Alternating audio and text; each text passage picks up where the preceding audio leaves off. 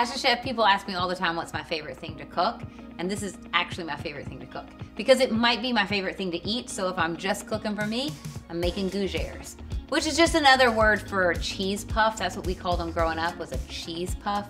And it's just a combination of butter, milk, flour, and eggs, and a little bit of cheese. So let's make them. To start this recipe, go ahead and preheat your oven to 425 degrees.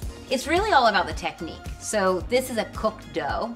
So into your pot, you're adding 1 stick of butter and a cup of milk, and you're just waiting for that to melt down. We're also gonna add in a teaspoon of salt and our convenience item, 2 tablespoons of a store-bought pesto. That's just gonna go in with your milk and butter. Pesto has basil in it, it has cheese, it has oil, and usually a little bit of pine nuts. Now you're gonna add 1 cup of flour, and you stir this around, okay? This is the cooked portion that I was talking about. You're actually trying to cook off that raw flour flavor. You don't want any lumps. Okay, see how it's like cooking? There's like a little layer of cooked flour, and now it's a little ball. We're done. I'm gonna be using a hand mixer, so to the bottom of my bowl, I add this little ring. I make a ring out of a towel, and then I can fit my bowl into it, and then that way it won't spin around as I'm using my hand mixer. Add your dough to the bowl. We're gonna add our eggs one at a time. This is still pretty warm, so give it just a little bit of a mix to cool it down.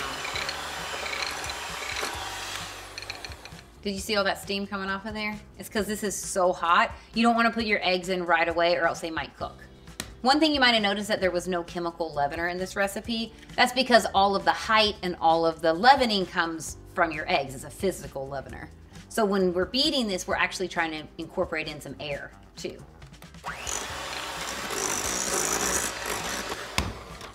Egg number 3.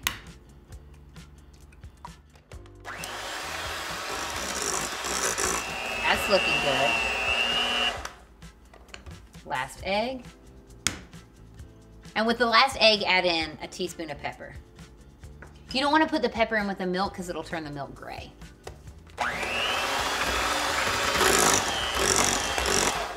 Look at that, look how thick it got. Currently, this is a pâte à choux dough. When you make a gougere, you modify it by adding cheese to it. Pâte à choux dough is sometimes served sweet, it's also sometimes served savory. And it's the same dough that you see in like a eclair. That's a pâte à choux dough. To make it a gougere, or to make it a cheese puff, you have to add cheese. This is 4 ounces of Parmesan. And we're gonna reserve just a little bit. We're gonna save a little bit. That's gonna go on the top of my gougeres. And I'll just fold in your cheese. Some people only put the cheese on the top. They think that the cheese on the inside is too heavy and it makes it not rise as much, but I love the way the egg and the cheese cook in the bottom of your gougere. So it's gonna puff up, and then there's gonna be a layer almost of like a cheesy custard inside of your gougere that I just absolutely love. This makes 15 large gougeres or 30 traditional cheese puffs. And you can see why people sometimes think these are biscuits, because they do have like a nice round little shape. They're cheesy. And how often do you have people serve you a cheese puff, right? So oftentimes people are like, oh, those cheese biscuits are so good. I don't want to be like, cheese biscuit? Cheese biscuit? What do you even mean? That's a gougere.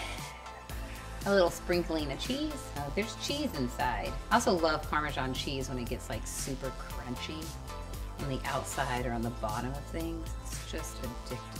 Bake at 425 degrees for 12 minutes and then lower your temperature to 350 degrees and bake for another 12 to 15 minutes. That part is actually important. As soon as they come out of the oven, you're gonna take a fork and kind of poke the side. This will let out any trapped air and make sure that they don't collapse. Again, that step is actually pretty important. Otherwise they'll deflate, which is not the biggest thing in the world. Like, they still taste good even if they're deflated, but just to make them perfect, poke a hole. So this is the magic. Are you ready to see the inside of this little angel? Take a gougere, and it looks solid. The beauty is when you break it open. So I'm gonna do it so I can't even see it. And you should see that inside of this is a giant air pocket. Does it have one? Yeah, look at it! Yes! Okay, so that's because of the egg. That's the physical leavener there. Look at the inside of that. You can say it's fluffy, but it's not even fluffy. It's just the inside of it is filled with air. When you've done it right, the egg creates enough steam that it pushes up, the egg solidifies on the outside, and you get a little cave filled with the aroma of pesto and cheese. Yum. So this has like a crispy, crunchy outside, and then the inside is like this warm, custardy egg and cheese concoction. This has the flavors of basil and pesto, but then also pepper and the custardiness of the egg and the cheese together.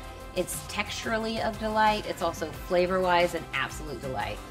Look at it. It's so good. You guys, I could eat them all day. It's a perfect recipe. Thank you so much for watching. I'll see you next time as I gussy up one of your favorite or my favorite recipes.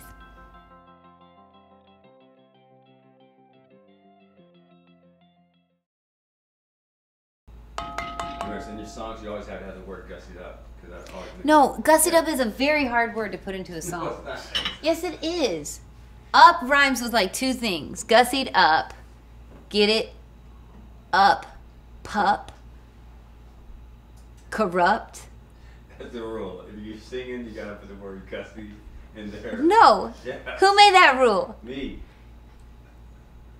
What do you all think? If I'm singing, does the word gussied have to be in it?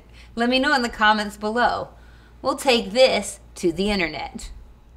Melt your butter in your milk. Melt your butter in your milk. Melt your butter in your milk. Gussy it up. Melt your butter in your milk. Melt your butter in your milk. Melt your butter in your milk. We're gussying it up. See? The milk and the butter have melted. We're doing a gussied up thing. We're gonna add some flour to make this recipe sing. Whoa, whoa, gussy into the floor.